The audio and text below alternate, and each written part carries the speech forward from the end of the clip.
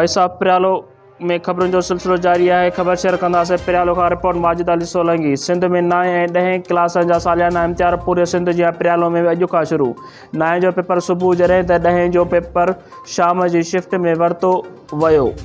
प्रियालो में 9 ऐं 10 क्लासनि जा इम्तिहान शुरू थी विया। बिजली बंदि हुअण सबबि शागिर्द पेपर हल करण में परेशानियुनि खे मुंहुं ॾियण लॻा। शदीद गर्मीअ सबबि इम्तिहानी सेंटर ते बिजली बंदि आहे। पेपर हल करण में तकलीफ़ पेश अची रही आहे। शागिर्द गवर्नमेंट हायर सेकेंडरी स्कूल प्रियालो जे सेंटर ते एक्सटर्नल मोहम्मद हाशिम भट्टी पंहिंजा फ़राइज़ सर अंजाम ॾिना। हिन चयो त असां इम्तिहानी सेंटर ते सुहिणे नमूने सां पेपर वरितो पियो वञे। कंहिं बि क़िस्म जी का कापी या मोबाइल फ़ोन अंदरि खणी अचण सख़्तीअ सां मनो आहे। इम्तिहानी सेंटर ते प्रियालो थाणे जा 8 एहलकार मुक़रर। SHO सादिक अब्बासी पिणु इम्तिहानी सेंटरनि जो दौरो कयो ऐं सिक्योरिटीअ जो जाइज़ो वरितो। ॾिसंदा रहो voice of Priyalo. Voice of Priyalo जे पेज खे लाइक ऐं शेयर करणु न विसारींदा।